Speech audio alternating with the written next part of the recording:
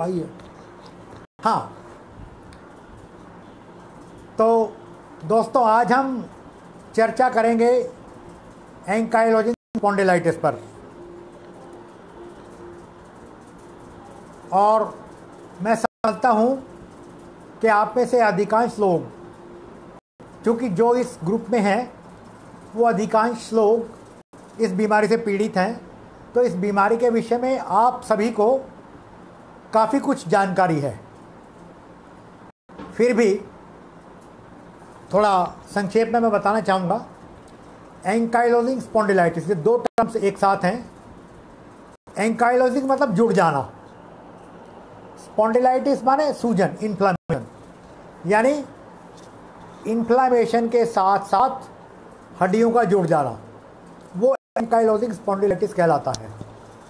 और उसमें भी मुख्य रूप से हमारे स्पाइन, हमारे जो मेरुदंड है, उसकी जो छोटी छोटी बोन्स है वो आपस में जुड़ जाती हैं। उसमें कूल्हे की हड्डियाँ भी हो सकती हैं, कहीं और की हड्डियाँ भी हो सकती हैं। ऐसा नहीं है कि एंकाइलोजिंग स्पॉन्डिलाइटिस किसी भी हड्डी में नहीं हो सकता, वो कहीं भी हो सकता है, लेकिन मुख्य रूप से वो होता है स्पाइन में, जिसके वजह से हमें अपने दैनिक जीवन में अपना कार्य करने के लिए बहुत सारी समस्याओं से रूबरू होना पड़ता है, दो चार होना पड़ता है। हमारा दैनिक जीवन प्रभावित होता है, हमारी नित्य क्रियाएं उससे प्रभावित होती हैं। तो आप में से अधिकांश को मालूम है। अब हम इसके बारे में आयुर्वेद के नज़रिए से चर्चा करेंगे, क्योंकि जो मॉडर्न साइंस है उसमें ऐसा माना जाता है, कहा जाता है कि इस बीमारी का कोई कारण नहीं पता है, या फिर ये ऑटो इम्यून डिजीज़ है। अब हम आते हैं कि भाई ऑटो इम्यून डिजीज़ जो है, हम आयुर्वेद के एंगल से इसको देखेंगे और क्या हम इसको टाल सकते हैं या इसको उपचार कर सकते हैं या सिर्फ प्रबंधन कर सकते हैं, उसके बारे में हम अब चर्चा करेंगे। आयुर्वेद के एंगल से जब मैं ऑटो इम्यून डिजीज़ की बात करता हूँ, यानी हमारे शरीर में अपने आप ऐसे परिवर्तन हो जाना जो कि हमारे शरीर में मुख्य रूप से कार्य हो रहे होते हैं, उसके विपरीत कार्य होना शुरू हो जाते हैं। जो सेल हमारे लिए कार्य कर रहे होते हैं हमारे शरीर की रक्षा के लिए, हमारे मेटाबॉलिज्म की क्रिया को ठीक ठाक चलाने के लिए, उनमें गड़बड़ी आनी शुरू हो जाती है और वो हमारे शरीर के लिए काम करने के बजाय हमारे शरीर के विपरीत कार्य करना शुरू कर देते हैं। अगर हम आयुर्वेद की दृष्टि से देखें तो ये ऑटो इम्यून डिजीज़ क्या है, इसकी हम क्या संकल्पना करेंगे कि हम जो आयुर्वेद के मौलिक सिद्धांत है, जब हम उनका पालन नहीं करते हैं, आहार विहार में जब हम गड़बड़ी करते हैं, तो वो आहार या विहार जो कि आम तौर पर हमारे लिए लाभदायक होता है, वो हमारे शरीर को नुकसान पहुंचाना शुरू कर देता है। हम जो भी आहार लेते हैं, जब तक वो पचकर खून में पहुंचता है, उसमें बहुत सारे परिवर्तन होते हैं और आयुर्वेद के अनुसार उसमें अग्नि का महत्वपूर्ण कार्य होता है। आयुर्वेद में 7 प्रकार की अग्नि होती हैं। सबसे पहले हमारी जठराग्नि, यानी हमारे पेट में एक अग्नि है जो कि भोजन को जलाती है, उसको पचाती है, और भोजन जब सुचारू रूप से जलकर पचकर खून में पहुंचता है तो वो हमारे लिए, शरीर के लिए एनर्जी, ऊर्जा का काम करता है। उससे हमें शरीर को चलाने के लिए, अपनी एक्टिविटीज़ के लिए, टिश्यू के लिए, सेल्स के लिए एनर्जी मिलती है, ऊर्जा मिलती है। लेकिन अगर वही भोजन अच्छी तरह से ना पचे तो वो जहर का काम हमारे शरीर के लिए करना शुरू कर देता है। तो सबसे पहले अग्नि मैंने बताई जठराग्नि। उसके बाद 7 धातु अग्नि होती हैं। हमारे शरीर जो एक पंच महाभूतात्मक शरीर है, पंचभूतों को आप जानते हुए, आपने इनके बारे में अच्छी तरह से सुना होगा, जानते हैं आप। आकाश, वायु, अग्नि, जल, पृथ्वी। हमारा शरीर और संपूर्ण ब्रह्मांड इन्हीं 5 तत्वों से मिलकर बना है। तो इनकी भी अपनी अपनी अग्नि होती है। आकाश तत्व की, जल तत्व की, पृथ्वी तत्व की, ये जो पंच महाभूत हैं, इन पांचों की अपनी 5 अग्नियां हो गई। उसके बाद हम आते हैं धातु अग्नि पे, कि जो 7 धातुएं मानी गई हैं वो एक के बाद एक बनना शुरू होती है। मेरे सामने प्रश्न आ रहे हैं, प्रश्न हम बाद में लेंगे। पहले मैं थोड़ा बीमारी के बारे में और आयुर्वेद का उसमें क्या व्यू है, आयुर्वेद के अनुसार वो कैसे उत्पन्न होती है और कैसे हम उसका उपचार करते हैं, पहले उसके बारे में मैं थोड़ी सी जानकारी आप लोगों को दे रहा हूँ। उसके बाद मैं आपके प्रश्नों को एक एक करके लूँगा। तो जो आयुर्वेद के मूलभूत सिद्धांत है उसमें जो अग्नियों की बात मैं कर रहा हूँ, 7 धातुएं होती हैं। रस, रक्त, मांस, मेद, अस्थि, मज्जा और शुक्र।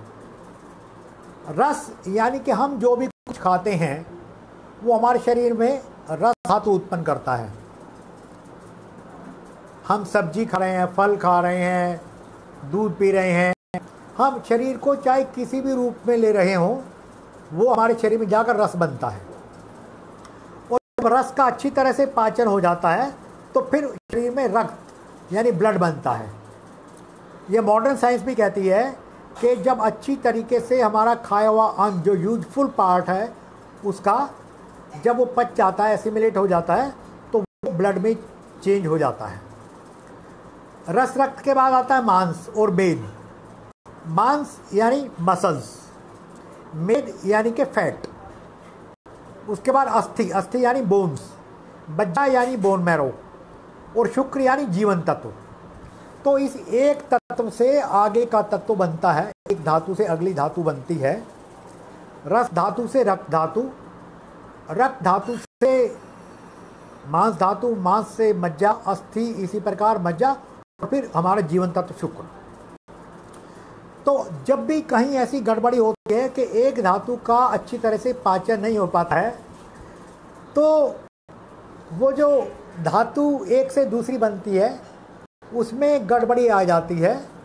और वो विशेष रूप से तब होती है जबकि हमारी रस धातु के स्तर पर ही गड़बड़ हुई शुरू हो जाती है। मान लिया हमारे खाने के जो पाचन का समय है वो, लेकिन किसी वजह से जब हमारी अग्नि मंद हो जाती है या किसी भी और कारण से, जैसे हमने ज़्यादा खा लिया है, हमने बहुत भारी भोजन कर लिया है, भारी भोजन कह रहा हूँ, ठूस ठूस के खा लिया है, तो ऐसी दशा में क्या होता है कि वो जो भोजन हमने कर लिया है वो अपने समय पर समुचित रूप से उसका पाचन नहीं हो पाता और वो आम संज्ञा में आ जाता है। आम यानी कि अपक्व भोजन, इनडाइजेस्टेड फूड। और वो इनडाइजेस्टेड फूड अपने आप में टॉक्सिक होता है, अपने आप में जहरीला होता है। तो वो जहरीला भोजन जब हमारे शरीर में रक्त के माध्यम से पहुंचता है तो जैसे जैसे ऊपर की धातुएं बनती जाती हैं वो उनको दूषित करता चला जाता है। तो ये हुई आपकी ऑटो इम्यून डिजीज़, जिसको कि हम साधारण भाषा में आयुर्वेद के माध्यम से समझा सकते हैं। और जब हम इसको साधारण भाषा में समझ गए हैं कि ऑटो इम्यून डिजीज़ क्या होती है, तो हम ये भी बता सकते हैं कि ऑटो इम्यून डिजीज़ इसका एक बहुत बड़ा कारण माना गया, बहुत बड़ा इसका आधार माना गया है कि ऑटो इम्यून डिजीज़ का एक रूप है एंकिलाइजिंग स्पॉन्डिलाइटिस और उसके वजह से बनता है। तो हम यहाँ पर अब ये भी देखेंगे कि हम इस ऑटो इम्यून डिजीज़ को कैसे रोक सकते हैं। यानी कि हमारी जो अग्नि है हम उसको समावस्था में रखें, ना तो वो कम हो ना बहुत बड़ी हुई हो।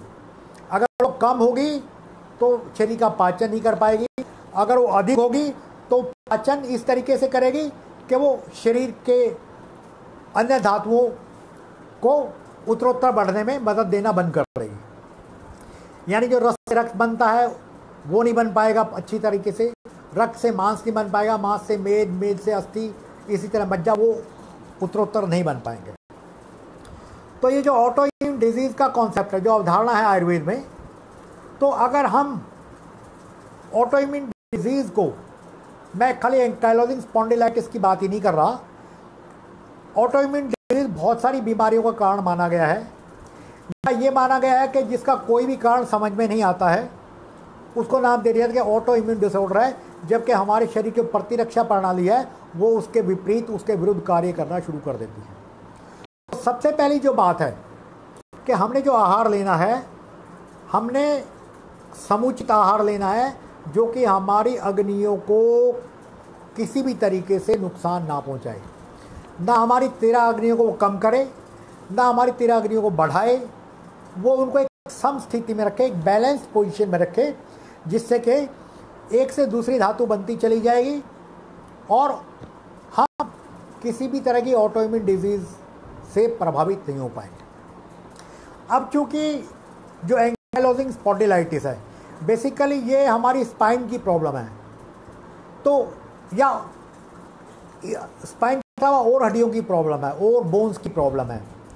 तो जो हमारी बोन्स, जो हमारी छठी धातु, 5वीं धातु है, हमने ये देखना है कि वो जो जुड़ जाती हैं हड्डियाँ, एंकाइलोजिंग स्थिति में आ जाती हैं, वो ना जुड़े। तो इसके लिए हमें जो एक से दूसरी धातु बनती जा रही है और एक से दूसरी अग्नि उसको पोषित कर रही है, उसको एक सही दिशा में ले जा रही है, वो अग्नियों को हम समुचित रूप में देखें, उन अग्नियों को विषम ना होने दें। हमारी अग्नि अपने आप में संपूर्ण रूप में एक दूसरे के साथ क्रिया करें, ताकि जो हमारे स्रोत हैं, जिस तरह 7 धातुएं बताई, 7 धातुएं अपने अपने स्रोत होते हैं। रस वह, रक्त वह, मांस वह, मज्जा वह, अस्थि वह, शुक्र वह। तो इन स्रोतों में कोई किस्म की अग्नि के विषम प्रभाव के वजह से गड़बड़ी ना आने पाए, यानी कि हमारी हड्डियों में और हमारी बोन मैरो में किसी भी तरह की विकृति उत्पन्न ना हो। तो सबसे पहली बात, क्योंकि बार बार ये बात आती है कि हम ऐसा क्या खाएं, तो आमतौर पर कहा जाता है कि किसी विशेष डाइट के बारे में या भोजन के बारे में बताना मुश्किल है कि आप ये खाएं वो खाएं, लेकिन आयुर्वेद की दृष्टि से मैं आपको कहूँगा कि आपने वो भोजन करना जो आपके लिए हितकर है। हमारे जो शरीर के 3 दोष होते हैं, वात, पित्त और कफ, हमारा शरीर इन 3 दोषों से मिलकर बना होता है और इन 3 दोषों की साम्यावस्था, एक जब बैलेंस्ड पोजीशन में होते हैं, इक्विलिब्रियम में होते हैं ये तीनों, तो हमारा शरीर बिल्कुल स्वस्थ रहता है।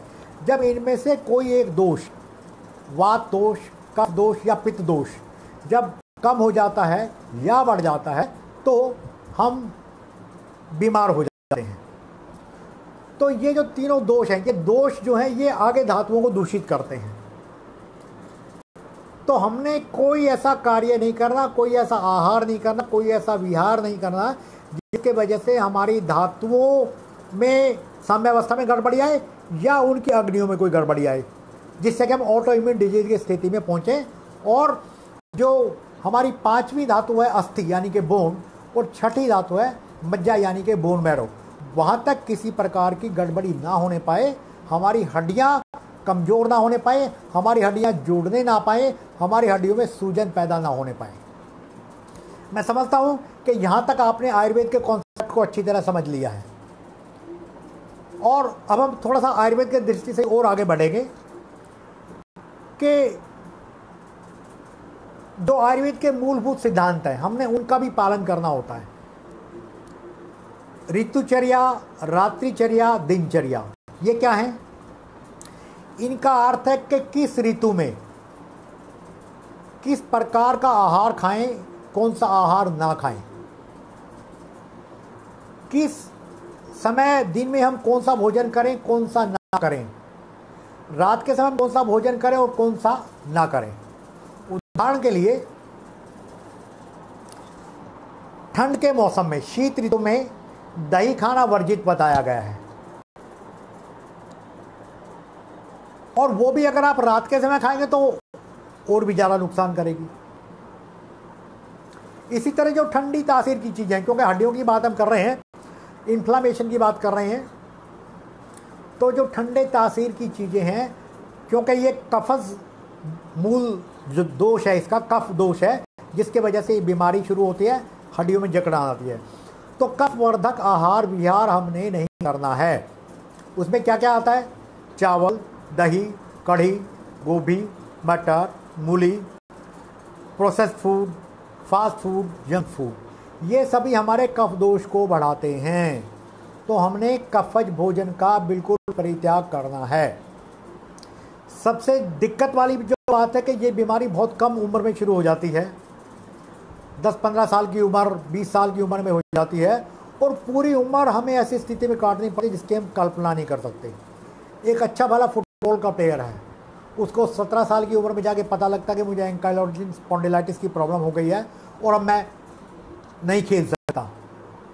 एक एथलीट है, उसको 20 साल की उम्र में पता लगता है तो नेशनल लेवल या इंटरनेशनल लेवल पर जाकर खेलना चाह रहा है, उसके सिलेक्शन की बहुत सारी संभावनाएं हैं, लेकिन बीमारी की वजह से वो आगे अपने खेल को जारी नहीं रख सकता है। तो हमने अपने आहार विहार, दिनचर्या, रात्रिचर्या, ऋतुचर्या पर विशेष रूप से ध्यान देना है कि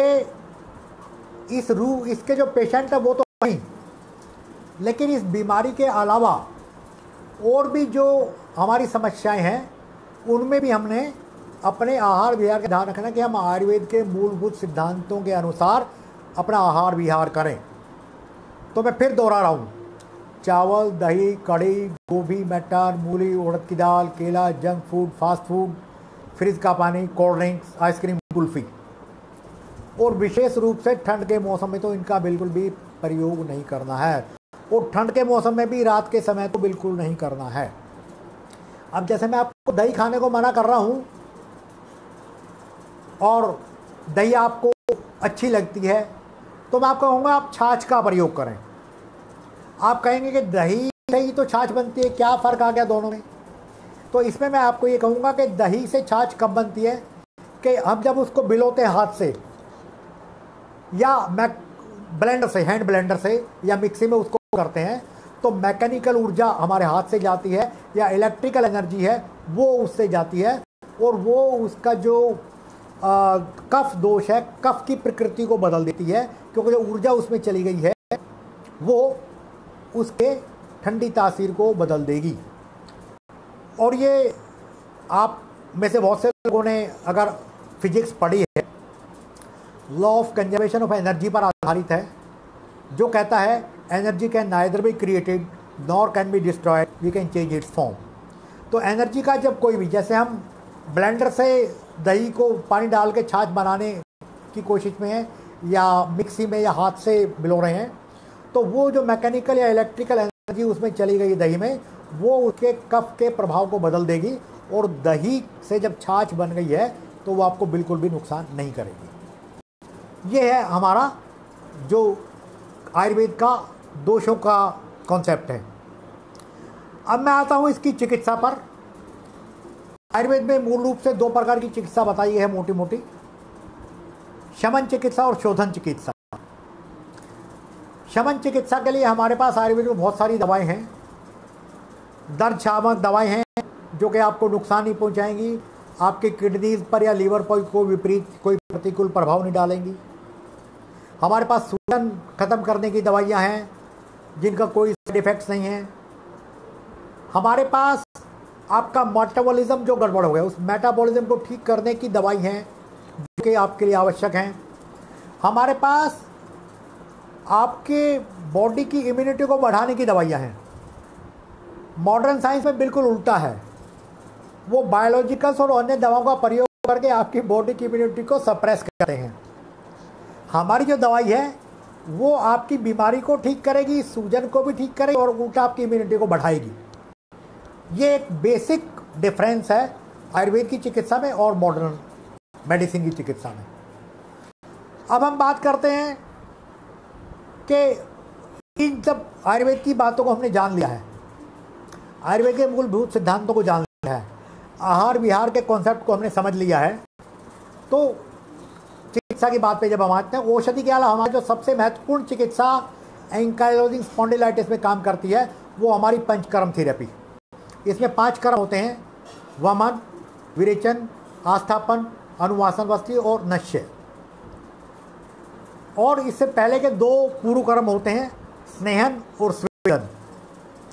स्नेहन हम घी या तेल पिलाते हैं रोगी को, और उसके शरीर पर भी तेल की मालिश करते हैं, मेडिकेटेड ऑयल्स की, जिससे उसके दोष में जो भी दोष प्रकोपित हो रहा है शरीर में, वो वहाँ से अपने स्थान से उठकर ऐसी जगह आ जाएगा जहाँ से उसको निकलना चाहिए। हम इसको कोष्ठ और श्रोतस बोलते हैं कि यानी वो अगर आपके पैरों में कहीं है तो वो आपके ऐसी जगह आ जाएगा, मतलब जहाँ से आपको निकाला जा सके। जैसे वमन की बात आती है तो जो कफ दोष होते हैं उनको हम वमन के रास्ते निकालते हैं, उल्टी करके निकालते हैं। विरेचन जो पित्त वाले दोष हैं उनको हम दस्त लगा कर निकालते हैं। इसी तरह वस्ती हम देते हैं, ये एनीमा का एक प्रकार है, लेकिन एनीमा से बहुत अलग है। इसमें हम मेडिकेटेड ऑयल्स की और मेडिकेटेड दवाओं की एनीमा देते हैं। एक तरह से जो पहले हम मेडिकेटेड लिक्विड्स का एनीमा देंगे, उससे पहले हमारे शरीर की शुद्धि होगी। शुद्धि के बाद जो हम मेडिकेटेड ऑयल्स की वस्ती देंगे वो आपके शरीर की बीमारी को ख़त्म करेंगे। इसमें मेन जो रोल है वो पहले आता है स्नेहन और स्वेदन का, यानी हम आपके शरीर पर मालिश करेंगे मेडिकेटेड ऑयल की।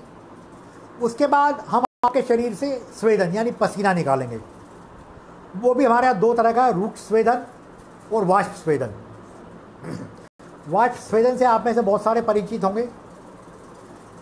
स्टीम आप लेते हैं, स्टीम बॉक्स में जाए और आपके शरीर से पसीना निकलता है, और पसीने के रूप में आपके शरीर से वो सारे विषैले तत्व भी निकल जाते हैं जो कि आपके किसी भी धातु में जाकर समस्या पैदा कर रहे हैं, चाहे वो हड्डी है चाहे कोई और दूसरी धातु है।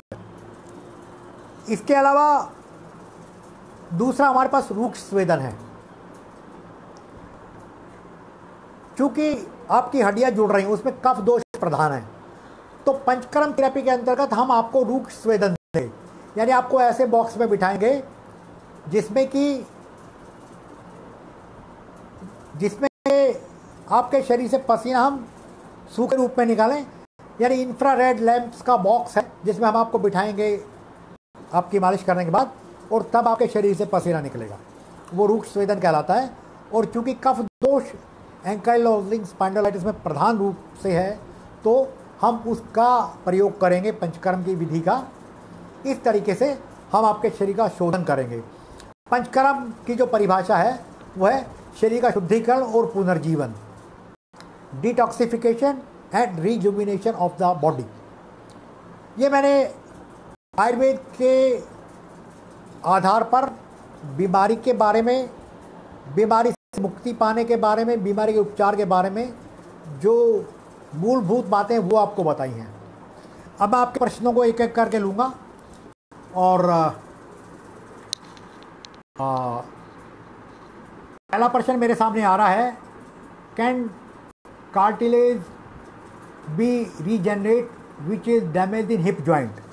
देखिए, मैं आपको बताना चाहूँगा कि कोई भी जो कार्टिलेज या बोन है वो वृद्धावस्था तक रीजनरेट होती है। उसका उदाहरण मैं इसी तरीके से दूंगा आपको कि जब 60, 70 या 80 साल के बुजुर्ग के हिप बोन में फ्रैक्चर आ जाता है तो उसमें हम कोई प्लास्टर नहीं लगाते हैं, उसमें हम मरीज को लिटा देते हैं सीधा, उसके मूवमेंट को हम रिस्ट्रिक्ट कर देते हैं ताकि मरीज हिले नहीं, और हड्डी के किनारों से अपने आप ऐसे तत्व निकलते हैं जो कि हड्डी को जोड़ देते हैं। मैं 60, 70, 80 उम्र के बुजुर्गों की बात कर रहा हूँ जिनकी हड्डियों में बहुत कम जान रह जाती है।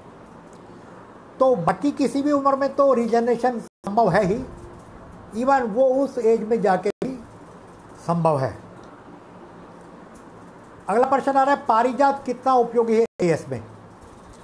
देखिए, पारिजात का अगर हम काढ़ा बनाकर लेंगे तो वो डेफिनेटली कहीं ना कहीं हमारे शरीर में जो दोष है उसको शांत करेगा और उस प्रोसेस को आगे बढ़ने से रोकेगा।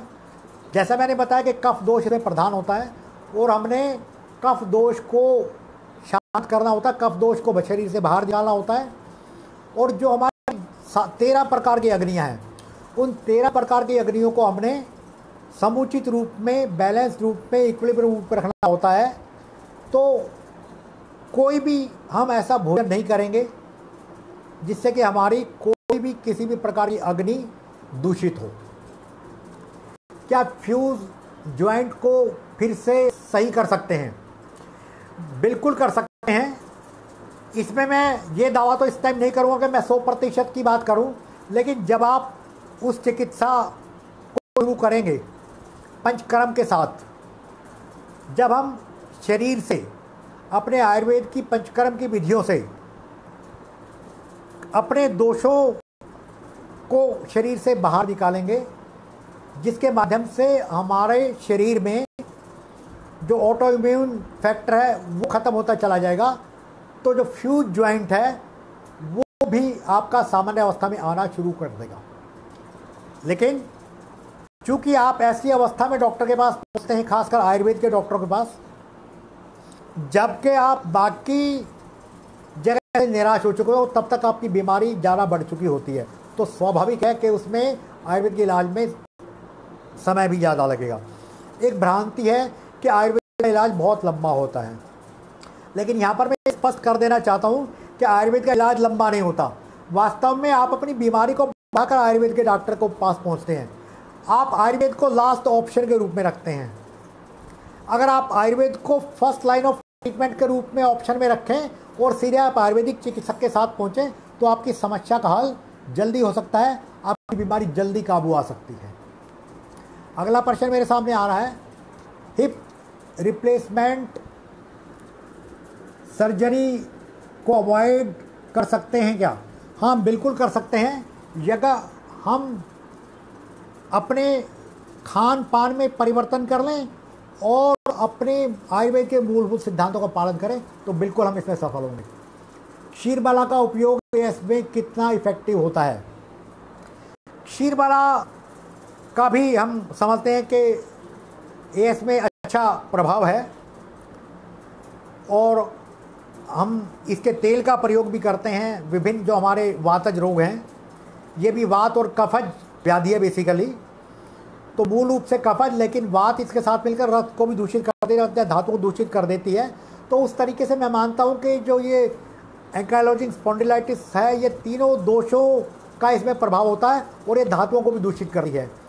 तो क्षीरबाला के साथ साथ हम अन्य जिन चीज़ों का उपयोग उसमें करेंगे, तो वो हमारे उसी आधार पर उसका सिलेक्शन होना चाहिए कि हमारी धातु कितनी गड़बड़ है, हमारा दोष कितना प्रबल है, कौन सा दोष कम हो गया, कौन सा दोष हमारा बढ़ गया, उसके अनुसार हम चलेंगे।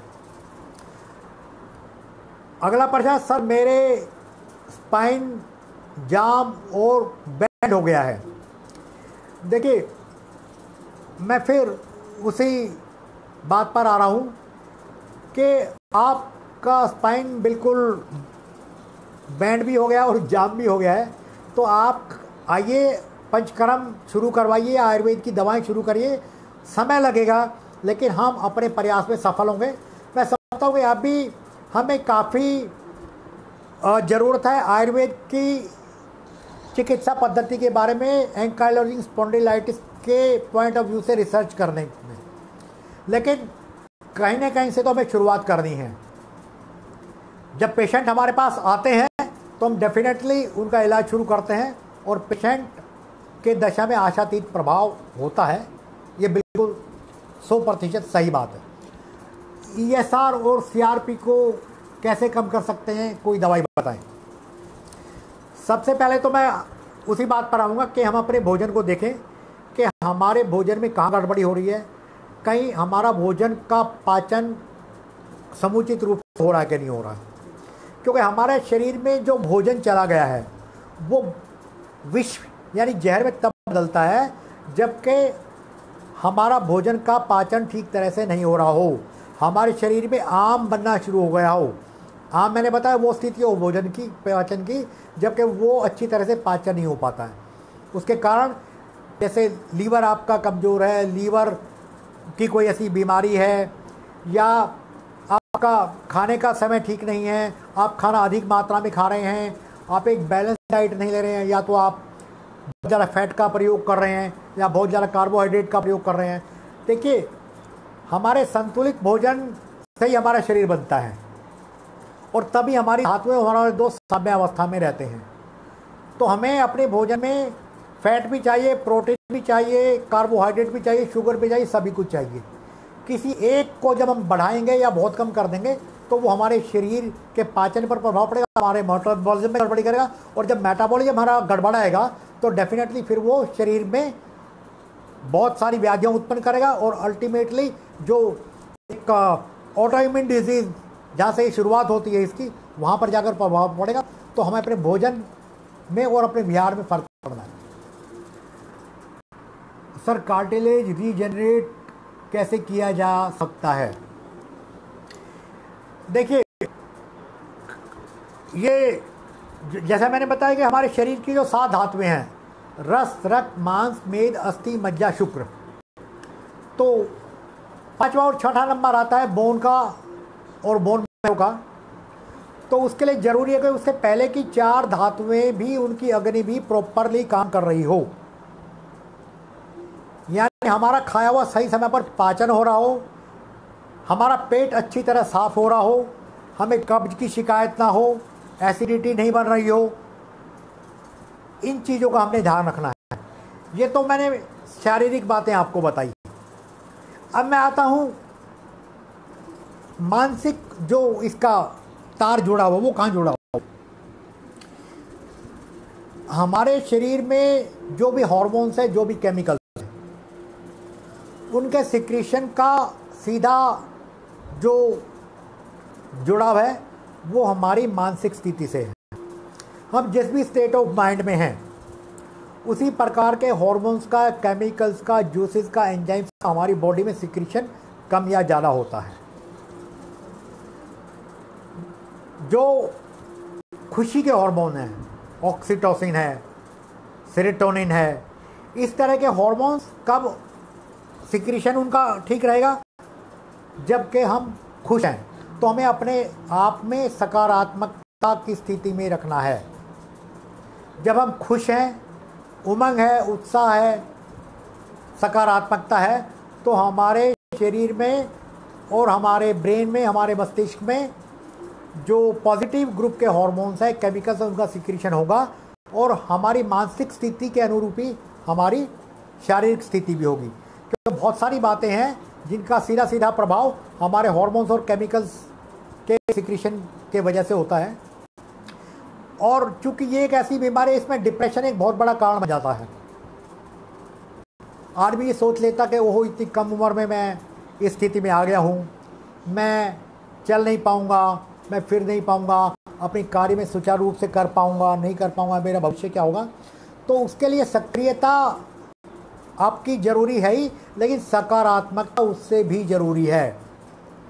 अगर आप सकारात्मक, आपके विचार हैं, आपकी विचारधारा सकारात्मक है, सकारात्मकता विचारधारा के लोगों में आपकी संगति है, तो कोई कारण नहीं कि आप नेगेटिविटी को रोकेंगे, नेगेटिव थॉट्स को कंट्रोल करेंगे और जो नेगेटिव ग्रुप के हार्मोन्स और केमिकल्स हैं, उनके सिक्रेशन को अपनी बॉडी में आप बनने से रोकेंगे। बहुत सीधी सी बात है। तो आपने खुश रहना है, उसमें मैं थोड़ा और डिटेल में आऊँगा। उससे पहले मैं 1-2 क्वेश्चन ले लेता हूँ। सॉरी, मेरा नेटवर्क प्रॉब्लम की वजह से लेट हो गया। कोई बात नहीं, आप बाद में देख लीजिएगा इसको। सर, मुझे एसआई जॉइंट्स में पेन रहता है, मुझे क्या करना चाहिए? एज 36। देखिए, अगर आपके जॉइंट्स में पेन है, सबसे पहली बात तो ये है कि आप कफवर्धक आहार विहार खाना बंद कर दें। चावल, दही, कढ़ी, गोभी, मटर, मूली, उड़द की दाल, केला, इन का सेवन बंद करें। अपने भोजन में आप ऐसी चीज़ों का प्रयोग करें जो कि आपकी मन पड़ गई अग्नि को भी बढ़ाएंगे। आपके अगर कफज वर्धक आपका आहार है या आपकी कफज प्रकृति है, उसको भी सुधारेंगे। उसमें त्रिकटु का बहुत महत्वपूर्ण योगदान है। सौंठ, काली मिर्च और पीपल, ये न केवल इनका प्रभाव तीक्ष्ण है, ये आपके जो बीमारी है उसको भी रोकेंगे, आपकी इम्यूनिटी को भी बढ़ाएंगे, सूजन को भी ख़त्म करेंगे, बहुत सारे काम करेंगे। इसी तरह गूगल है, वो हमारे दर्द को भी रोकती है, हमारी सूजन को भी रोकती है। तो इन दवाओं का प्रयोग आप कर सकते हैं। और अब मैं बात कर रहा था अगले प्रश्न लेने से पहले कि हमारी जो दिमागी स्थिति है, जो हमारी सकारात्मक स्थिति की मैं बात कर रहा था कि हमें पॉजिटिव क्यों रहना और कैसे रहना है। इसके लिए आप, चूँकि आपकी जो शारीरिक सक्रियता कम हो गई है, रेस्ट्रिक्टेड हो गई है, उसमें आप देखिए कि आप लेटकर या किसी और तरीके से बाकी शरीर के अंगों को किस तरीके से प्रयोग कर सकते हैं। और आप ठहाके लगा लगा कर हंसते हैं, आप देखेंगे आप में नेगेटिविटी है या नेगेटिव थॉट्स आप पर हावी हो रहे हैं, नेगेटिव इमोशंस आपको परेशान कर रहे हैं, तो बहुत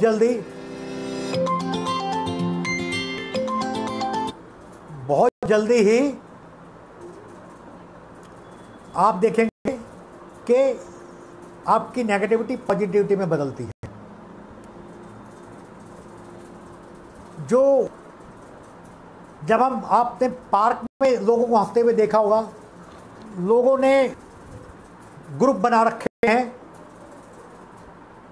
लाफ्टर ग्रुप, और वो लाफ्टर थेरेपी करते हैं, ठहाके मार मार के हंसते हैं। डेफिनेटली लाफ्टर थेरेपी एक ऐसी थेरेपी है जिससे हमारे मन में पॉजिटिविटी का प्रभाव बढ़ता है, सकारात्मकता का प्रभाव बढ़ता है। और जब आप पॉजिटिविटी में हैं तो आपकी न केवल बीमारी रुकेगी, और नेगेटिविटी की वजह से जैसे बीमारी बढ़ रही है, उत्पन्न हो रही है, वो भी आपकी कंट्रोल हो जाएगी। अब हम आते हैं म्यूजिक थेरेपी पर। म्यूजिक जो थेरेपी, आप धीरे धीरे संगीत सुनेगा। जब आप मधुर आवाज़ में, धीमी आवाज़ में संगीत सुनते हैं तो संगीत का हमारे हृदय पर, हमारे मन मस्तिष्क पर बहुत ही पॉजिटिव इफेक्ट पड़ता है। हमारी बॉडी में पॉजिटिव हार्मोन्स, केमिकल्स का सिक्रीशन बढ़ता है। इसी तरह आप गाने गाइए, उससे भी आपकी नेगेटिविटी ख़त्म होगी। और ये नेगेटिविटी मैं बता रहा हूँ क्योंकि जो नेगेटिविटी एक मरीज के दिल में आ जाती है कि मैं तो रिस्ट्रिक्ट हो गया हूँ, मेरा मूवमेंट रिस्ट्रिक्टेड हो गया है, उसके अलावा और भी बहुत सारी चीज़ों का हम जिक्र करेंगे।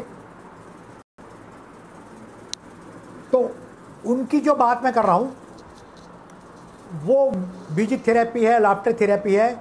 इसके अलावा आप अपने ग्रुप में बैठकर आप शेयरिंग ग्रुप बना सकते हैं, शेयरिंग ऑफ जोक्स का एक, उसमें आप बैठकर जब जोक शेयर करेंगे उससे भी आपके मन में पॉजिटिविटी आएगी। आप अपने ग्रुप में जो है एक ऐसी लोगों की वो सब जो नए विचार लेकर आएँ, और जहाँ से भी कोई इन्फॉर्मेशन आपको मिलती है उस इन्फॉर्मेशन को लेकर आए। सर, कोविड-19 से पेशेंट को कितना रिस्क है और इससे बचने के लिए क्या प्रिकॉशन लेनी चाहिए? देखिए, कोविड-19 की अगर बात करूं, ये सीधा सीधा हमारी इम्यूनिटी से जुड़ा हुआ है। जिसकी इम्यूनिटी अच्छी है डेफिनेटली वो इस बीमारी को हराएगा, बीमारी उसके पास नहीं आएगी। और अगर वायरस उसकी शरीर में प्रवेश कर भी गया है तो उसके शरीर में संक्रमण पैदा नहीं कर पाएगा। तो इसके लिए जो बहुत सिंपल चीज़ें हैं, सबसे पहली बात ठंडी चीज़ों का परहेज करना है। जो मैंने कफवर्धक आहार विहार बताया है एंकाइलोजिंग स्पॉन्डिलाइटिस में, वही कोविड के लिए भी है कि आपने ठंडी चीज़ों का बिल्कुल त्याग कर देना है। चावल, दही, कढ़ी, गोभी, मटर, मूली, उड़द की दाल, फ्रिज का पानी, बर्फ़ का पानी, कोल्ड ड्रिंक, आइसक्रीम, कुल्फ़ी और इसी तरह की और जो बाकी चीज़ें हैं उनका त्याग आपने करते रहना है। और आप देखेंगे कि आपने दूध में हल्दी उबाल कर लेनी है। दूध जो है एक बहुत ही अच्छी हल्दी बहुत ही अच्छी इम्यूनोमॉड्यूलेटर है। हल्दी अपने आप में एक दवाई भी है और वो हड्डियों के अलावा कैंसर तक में बहुत अच्छा काम करती है, हमारी इम्यूनिटी को बढ़ाती है।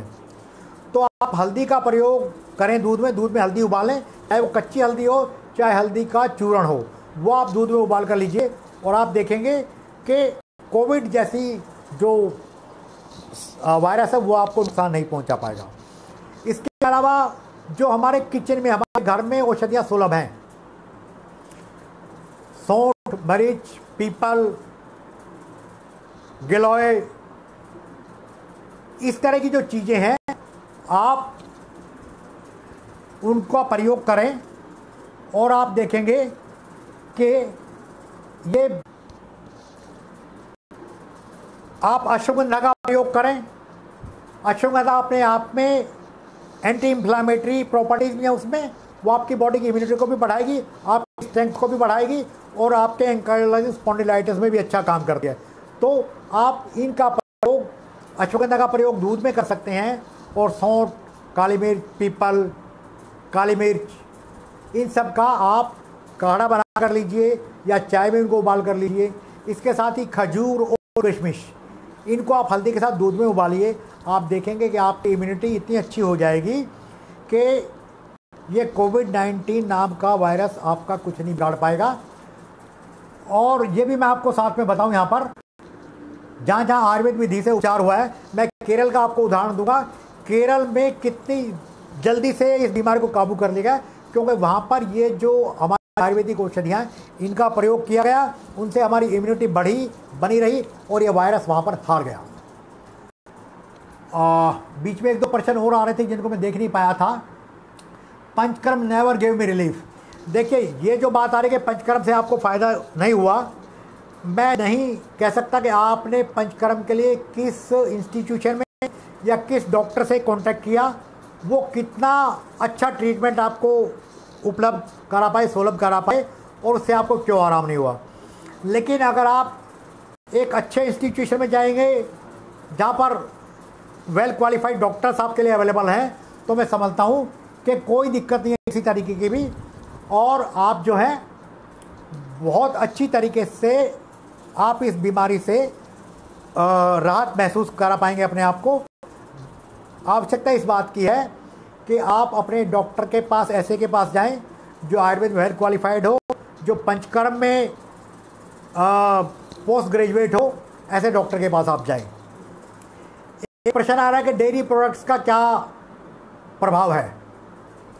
डेयरी प्रोडक्ट्स की बात मैं करूंगा। जो डेयरी प्रोडक्ट्स हैं, खासकर दूध, अगर दूध आपका शुद्ध है, क्योंकि मार्केट में आजकल दूध जो आ रहा है भगवान जाने वो दूध कैसा है, चाहे उसमें थैली वाला दूध है या डब्बे में बंद दूध आ रहा है, ये एक एस्टेब्लिश फैक्ट है कि जितने दूध का उत्पादन नहीं है, खपत उससे कहीं ज़्यादा है। तो अगर आपका दूध शुद्ध है तो आपको दूध पीने में कोई परेशानी नहीं है। लेकिन दही मैंने आपको मना किया है। पनीर की भी मैं यही बात कहूँगा, पनीर की भी क्वालिटी का कोई भरोसा नहीं है कि पनीर को भी मैं आपको मना करूँगा, लेकिन दूध आप बिना किसी परेशानी के ले सकते हैं। योगा की बात नहीं, योगा कितना हेल्पफुल है। देखिए, योग बेसिकली हर तरीके से इसमें हेल्पफुल है।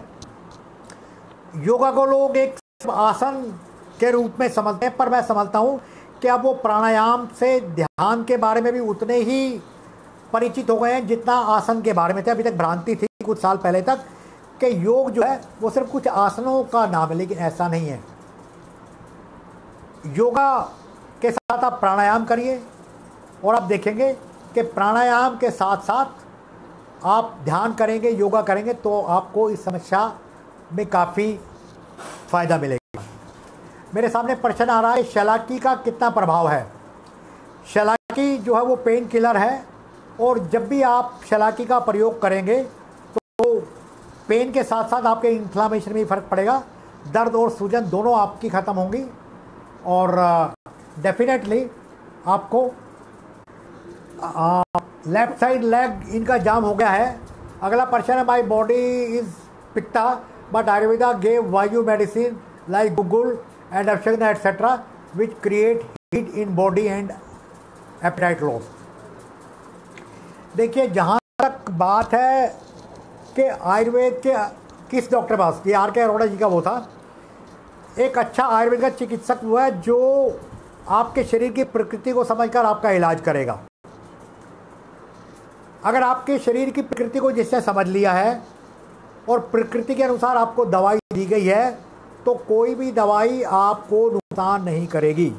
लेकिन अगर आप किसी अनाड़ी डॉक्टर के पास फंस गए हैं, तो मैं आपको ये बताना चाहूँगा, ये कहना चाहूँगा कि जिसको प्रकृति का ज्ञान नहीं है, तो उसको औषधि का ज्ञान तो कहाँ से होगा।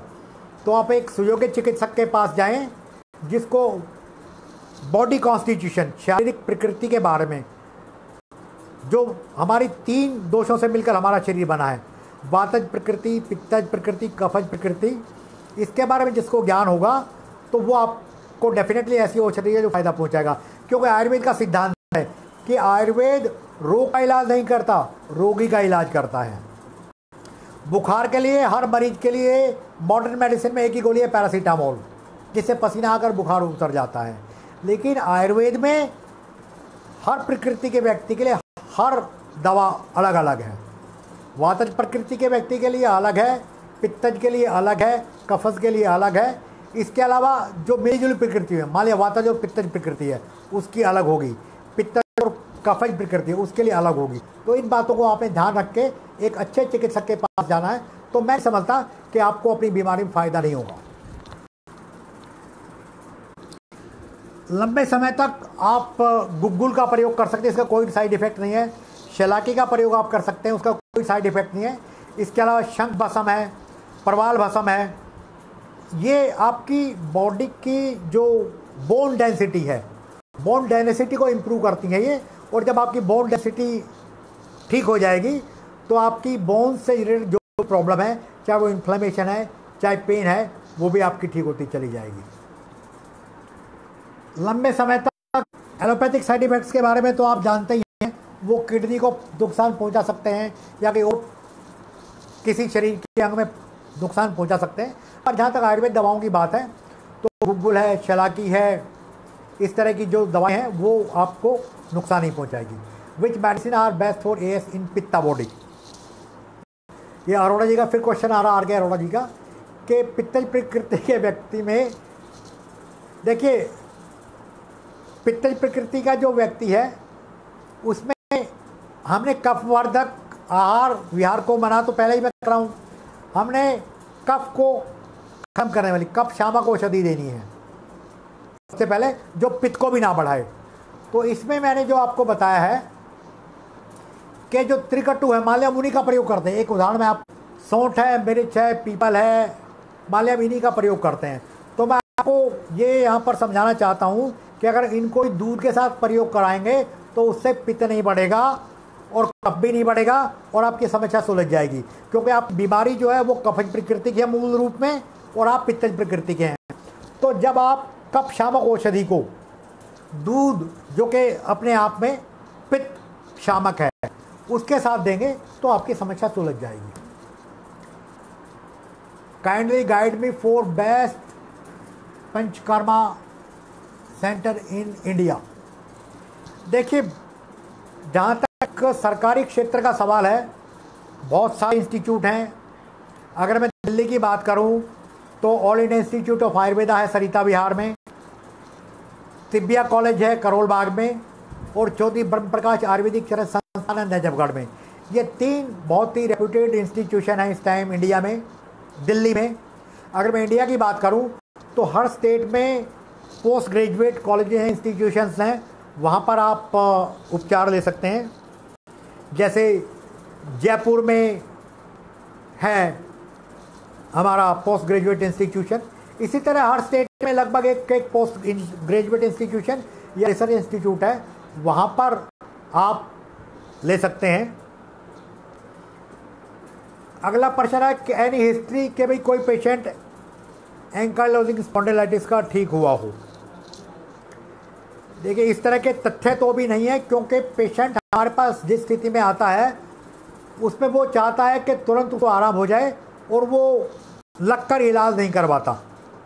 तो यहाँ पर मैं आपको ये कहना चाहूँगा, जैसे ही आपकी बीमारी शुरू हो, आप तुरंत किसी आयुर्वेदिक चिकित्सक के पास पहुँचें, योग्य चिकित्सक के पास, किसी अच्छे इंस्टीट्यूशन में पहुँचें, इस विश्वास के साथ पहुँचें कि आपने आयुर्वेदिक चिकित्सा पद्धति से ठीक होना है। तो ऐसा कोई कारण मैं नहीं समझता कि आपको फ़ायदा नहीं होगा। लेकिन आप अपनी बीमारी को 10-15 साल में एलोपैथी दवाई खाकर बढ़ाकर अगर पहुँचे हैं तो फिर तो सीधी सी बात है, आप हमसे अगर चमत्कार की कल्पना करेंगे कि 10, 15, 20 दिन, महीने में आपका इलाज हो जाए, तो वो संभव नहीं है। उसके लिए फिर जितनी लंबी आपकी बीमारी है, जितनी आपने एलोपैथी दवाई खाई है, जितना आपकी बॉडी में उसके वजह से साइड इफेक्ट्स हो चुके हैं, जितना आपका इम्यूनिटी सप्रेस हो चुकी है दवाई उल्टी पुल्टी खा के, उसके अनुरूप उसके जितना ही फिर आपको समय भी चाहिए, लंबे समय का, सालों की बात करूंगा मैं, तो आप चमत्कार की उम्मीद मत करें कि आप हमारे पास आएंगे सालों साल की बीमारी को लेकर और बीमारी छूमंतर हो जाएगी कुछ दिनों या सप्ताह के इलाज से। आप वास्तविकता की बात करें, मैं भी वास्तविकता की बात कर रहा हूँ। अगर आपके बिल्कुल सही चिकित्सक के पास पहुँचते हैं, अच्छे इंस्टीट्यूशन में पहुँचते हैं, बीमारी के शुरू में पहुँचते हैं, तो कोई ऐसा कारण नहीं कि आपको आराम नहीं मिलेगा। अगली पीढ़ी को ना जाए, इसके लिए क्या करना है?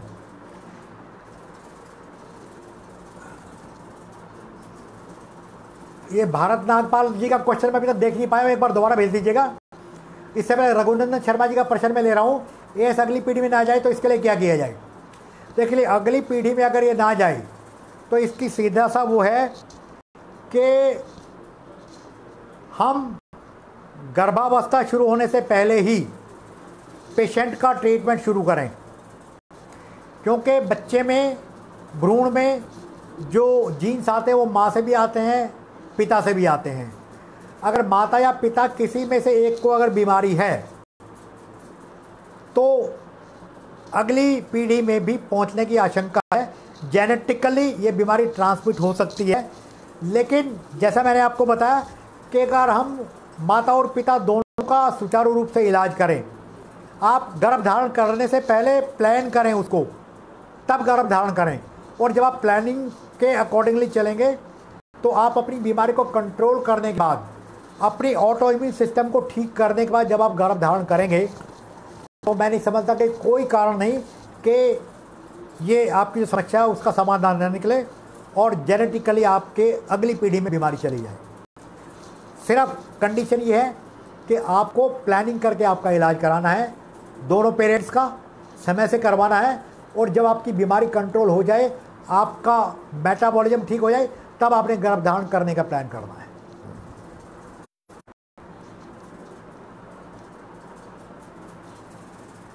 Chandraprabhavati tablet, ashwagandha capsule is right of ankylosing spondylitis, कोई साइड इफेक्ट?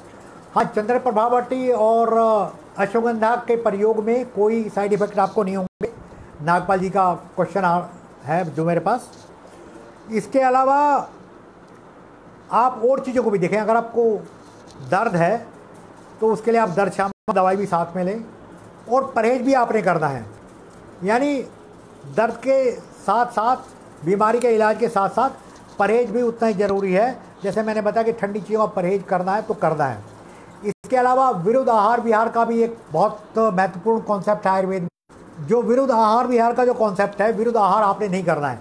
जैसे दही के साथ दूध का प्रयोग, छाछ के साथ दूध का प्रयोग, मतलब दही के साथ दूध या खीर या ऐसी चीज़ों का प्रयोग, इसी तरह बैंगन का दूध या दही के साथ प्रयोग, ये विरुद्ध आहार विहार कहलाते हैं।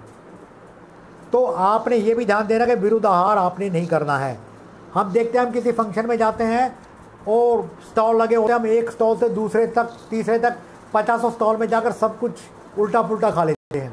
तो उससे हमारे शरीर में दोष दूषित होंगे, और जब दोष दूषित होंगे तो हमारा आम बनेगा, हमारे शरीर में भोजन का ढंग से पाचन नहीं होगा, हमारी ऑटो इम्यून डिसऑर्डर बनने की स्थिति आ जाएगी, हमें बीमारी आ जाएंगी।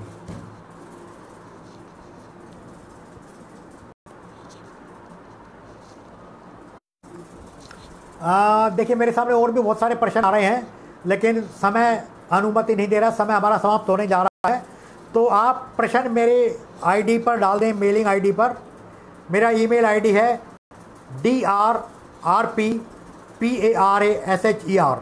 drrpparasher@gmail.com। मैं फिर दोहरा रहा हूँ, DRRPARASHER@gmail.com। आप अपने प्रश्न मुझे इस ईमेल आई पर भेज दीजिएगा और मैं जल्दी से जल्दी आपके प्रश्नों का उत्तर दूंगा, क्योंकि समय अनुमति नहीं दे रहा है अब और ज़्यादा प्रश्न लेने का। तो मैं यही कहूँगा आपको कि ईमेल आईडी पर भेज दीजिएगा और मैं सभी प्रश्नों का उत्तर आपको जल्दी से जल्दी देने का प्रयास करूँगा। धन्यवाद। मैं सबसे जो इस प्रयास के पीछे मेहनत है और एक संगठन को बनाए और इसके जो समस्या को उठाने का श्रेय मैं अंकुर शुक्ला जी को दूंगा, जो कि इस कास्ट इंडिया मूवमेंट के एक बहुत बड़े सूत्रधार हैं। उनको मैं बधाई भी दूंगा और उनको मैं ये भी आश्वस्त करना चाहूँगा अपनी ओर से कि कास्ट इंडिया कैंपेन में आयुर्वेद की भूमिका की जहाँ तक बात है, आयुर्वेद की तरफ से मैं आपको एश्योर करता हूँ कि आयुर्वेदिक दृष्टि से इसके चिकित्सा और इसके बीमारी के रोकथाम के लिए जो कार्य हम करना चाहते हैं, जो कार्य हम कर रहे हैं, हम और आप मिलकर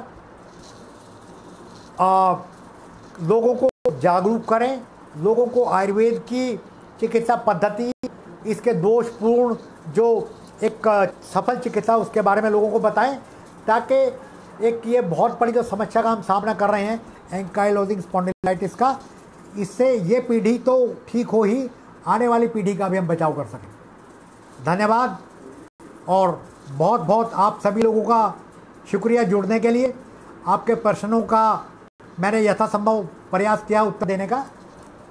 तो जो लोग पार्टिसिपेंट रहे हैं इस सेशन में, उनका भी मैं धन्यवाद करना चाहूँगा और कास्ट इंडिया कैंपेन के लिए अंकुर शुक्ला जी के लिए फिर एक बार बधाई देते हुए, इस कार्यक्रम के लिए सफलता की कामना करते हुए, मैं अंकुर शुक्ला जी के प्रयासों की कोटि कोटि सराहना करना चाहूँगा। जैसे इन्होंने मुद्दा उठाया है इंश्योरेंस का या और ऐसी बहुत सारी चीज़ों का, और एक क्वालिटी लाइफ का एंकाइलोजिंग स्पॉन्डिलाइटिस के पेशेंट्स के लिए। तो इस कैंपेन में मैं आपके साथ हूँ और इस कैंपेन में आपके साथ साथ रहने के अलावा मैं जो भी आपकी समस्या आएगी उसका निदान करने के लिए, उसका समाधान करने के लिए आपके साथ कंधे से कंधे मिलाकर खड़ा हूँ। ये मैं आपको आशा ही नहीं विश्वास दिलाता हूँ। धन्यवाद। जय आयुर्वेद, जय हिंद, जय भारत। आप सभी से विदा लेता हूँ इन शब्दों के साथ में, और साथ ही आपके प्रश्नों का मुझे इंतज़ार रहेगा, आपके सुझावों का भी मुझे इंतज़ार रहेगा। मैं कास्ट इंडिया कैंपेन के साथ जुड़कर आपकी हर समस्या का समाधान करने के लिए प्रयासरत रहूँगा।